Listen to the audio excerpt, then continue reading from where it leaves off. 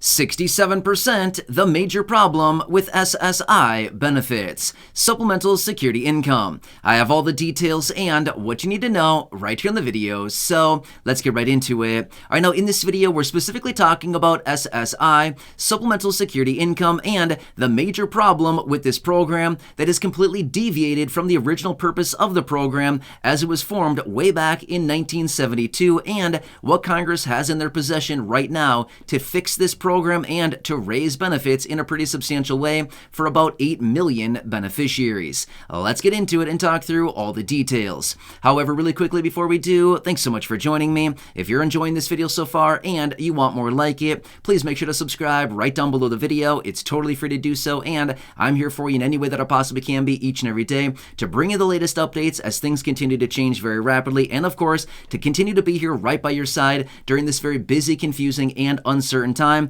Like I said, things are changing rapidly, and again, we've got to stick together through this time, and I'm here for you as much as I possibly can be. So again, please subscribe down below if you haven't done so yet, and let's get into it and talk about this 67% figure in accordance with some most recent changes to SSI monthly benefits for about 8 million beneficiaries and what this means going forward, as well as how this has deviated from the original purpose of the SSI program about 51 years ago as it was brought into fruition. So a lot of different things going on right now, and you can clearly see with all the millions of people, 8 million people that rely on these benefits, this is probably very, very important. Now, here's the thing. The SSI program is great. Don't get me wrong. This is a great program, helps out a lot of people, but it is also underserving a lot of people in a major way as well, considering this program, as it was formed 51 years ago, back in 1972, the whole purpose of this program was to make sure that the individuals and the beneficiaries of the program were financially stable. Well, considering the level of the benefits now and how much beneficiaries are currently receiving, are these nearly 8 million people financially stable each and every month?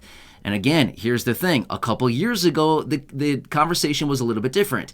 Yes, things were still tough, but it wasn't quite as tough as it is today with all of this massive inflation and these benefits not keeping up at all, not even close, right?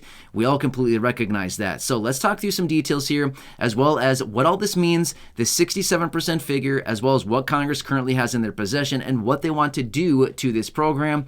As we know, it needs some major fixing, right? All right, so here's what it comes down to. I want to reference the federal poverty line, okay? Now, again, I want to say this much as well. A couple years ago, we heard the quote out of the president where he said, "No older adults or people with disabilities should ever need to live in poverty in America." Agree. True statement. We all agree with that, right? However, let's look at the SSI program for just a second here.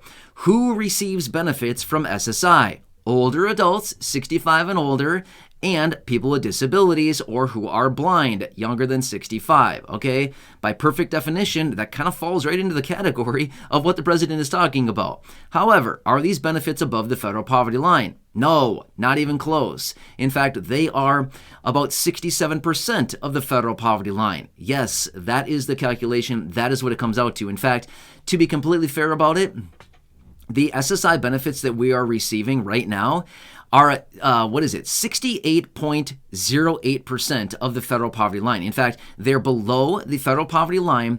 Actually, I said that wrong a little bit right there. It's 69. I'm trying to run the math in my head right now as I talk. So let me say it the other way around. It's actually a little bit easier the other way. SSI benefits are 32.92% below the federal poverty line. So actually, the calculation on that is, well, actually, I can't reverse that in my head. It's like 60, what is that? 61.808, I think it is. Is that right? I think I'm running that math correctly in my head. Sorry, I'm trying to calculate it as I run, like literally as I'm talking, I'm trying to calculate it in my head. So apparently I can't talk and chew gum at the same time. I don't know. Anyway, you get what I'm saying here, okay? So my point is, SSI benefits are nearly 33% below the federal poverty line, 32.92% below the federal poverty line. That's huge, right? So what this all means is that SSI is paying out essentially 67% of the federal poverty line. That's significantly below. So here's what it comes out to. If these benefits were brought up to the federal poverty line to ensure that the nearly 8 million beneficiaries receiving these benefits are at least at the federal poverty line, they would need to be increased by nearly 33%, just under 33%. 32.92% is how much benefits would need to be increased in order for these benefits to be at the federal poverty line. Not above, just at the federal poverty line. Not above, not below, but just at the federal poverty line. Does that kind of make sense? For an individual, by the way. So we can clearly see here, these benefits are falling way, way behind. And like I said, back in the 70s, when this program was initially established, the whole purpose behind the program was to establish financial stability for the individuals that are drawing on these benefits so that they didn't need to go to friends and family members for financial support. That's the whole purpose behind SSI. That is why they formed this program, because during the time, back in the early 70s, 1972, there was Social Security, right? Social Security was a program around. But then they found, but wait, what about the individuals who are maybe not eligible for Social Security during this time, who are maybe older adults or people with disabilities, and there's nothing around for them? Let's form this new program, and let's call it Supplemental Security Income, and let's give these individuals a monthly stipend. And that's the whole purpose behind SSI. That is why this program was formed. Well, here we can clearly see all these decades later, 50 plus years later, and these benefits have significantly fallen behind the federal poverty line. Why? Because they are not accurately adjusted every single year with the annual cost of living adjustment to better reflect the real cost of living that individuals are dealing with right now. It's not reflecting that. Well, here's the problem. Over long periods of time, 51 years,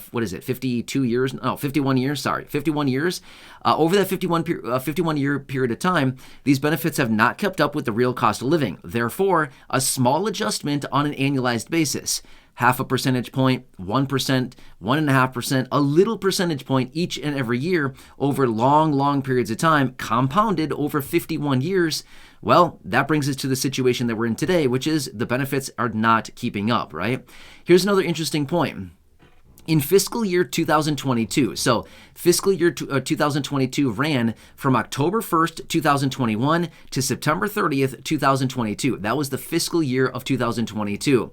The federal government paid out $68.5 billion in SSI benefits. That's not that much, okay? Across the roughly, 7.75 million beneficiaries at that time receiving benefits, $68.5 billion is how much they paid out in benefits. That's not that much for nearly 8 million people, right? So these are some of the numbers that are out there and what they need to be doing about this. Now, here's the thing.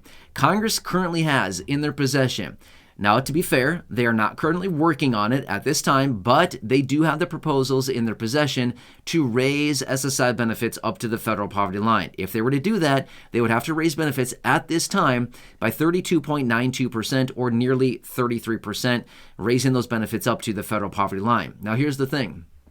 They could have been doing this all of these years, over the last 51 years, if they just would have made the necessary incremental changes to benefits as a result of keeping up with the real cost of living. This would have been handled years and years ago, and they would have adjusted it accordingly. However, as we all recognize, the COLA each and every year, which, yes, SSI beneficiaries do get the COLA, has not kept up with the real cost of living. Well, as a result of that, here we are all these years later, and you can clearly see the situation. Benefits are 67% of the federal poverty line, falling behind by nearly 33%. Incredible, right? So, that's what it all shakes out to, a little tiny bit. And again, I want to emphasize this again. Here's what it comes out to. This whole situation that we are dealing with right now is because of little fractions of a percent every single year. That's all it really is. 0.2% this year, 0.3% next year, 0.5% next year. You know what I mean? 1% the following year. Little incremental changes, just like that.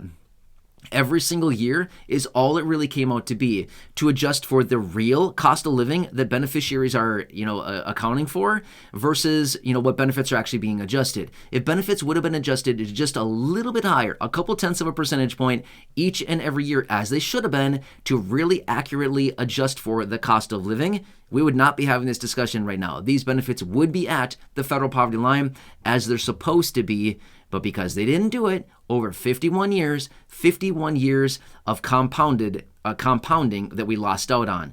Well, you know what? Compounding is amazing over long periods of time. Now, compounded 1 or 2 years in a row, it's not that big of a deal. It doesn't do a whole lot. But when we're talking about 51 years, 5+ decades, well, now we're seeing a huge discrepancy here, a discrepancy of 33%. And now the benefits are out 67% of the federal poverty line. Make sense here? This is a huge, huge issue here that could have been handled a long time ago, but they didn't do it. Are we surprised? No, not really, right? I'm not surprised anyway, especially with everything that we've been watching here over the last several years. Not surprised that unfortunately this program has been neglected for all these years, and this is what happens. It's just like everything, right? It's just like a car or a house or something like that. If you don't continue to tune up the car over 51 years, it's got to be fixed, right? It has a major, major breakdown because it didn't get fixed, right? Just like a house. You don't pay attention to the roof for 51 years, guess what? It's fine. Each and every year goes by, a little bit happens to it, right? A hailstorm comes through, knocks it up a little bit. Another hailstorm rolls through, bangs it around a little bit, makes a few, little dings in the shingles. Over 51 years, guess what? Now you got to replace the entire roof and do a whole bunch of other things because now it's been leaking for 10 years and we didn't necessarily do the maintenance. Same thing with the SSI program. If they just would have maintained the program over the last 51 years and make the necessary fixes, every time a hailstorm comes through, go up there and fix it up, right? Fix the roof every single time. But they didn't do that, and now we're dealing with a major gusher, a leak. That's what I'm trying to say, right? So anyway, hope this one makes sense and shakes out all the details for you to let you know what's going on here with the SSI program. And again, Congress does have that legislation in their possession to increase benefits pretty substantially for millions of beneficiaries, and this is what it would shake out to be. And it would change the lives of a lot of people, right? A huge, huge increase to benefits. But again, we got to get Congress to do something about this. And we know that there are lawmakers in Congress right now that want to make these changes. It's just a matter of getting attention to this. And with all the attention that we've seen on Social Security as of recently, this may be the golden ticket to actually reform Social Security as well as other programs administered by Social Security, which is SSI. SSI is administered by Social Security, right? Anyway, hope this one helps you. Again, I just want to be here for you to bring you all the updates, to bring you all the numbers, to shake all this out, to bring you the reports and any new updates and everything going on right now. This is another one out there. And again, I have a lot of dedicated videos here talking about Social Security retirement, SSDI, survivors, SSI, VA, RRB, low income, no income, seniors, older adults, people with disabilities, all the different programs out there for the low income. There's a lot of different things that are out there. And again, I have dedicated videos on all of these topics and a lot of them. So please go back and check out those other videos here on the channel. Share the videos with your friends, family, social media, and make sure to subscribe down below. It's totally free to do so. And I love free. It's my favorite price. Anyway, enjoy your day. Thanks again. Have a good one. Take care and catch you again later in the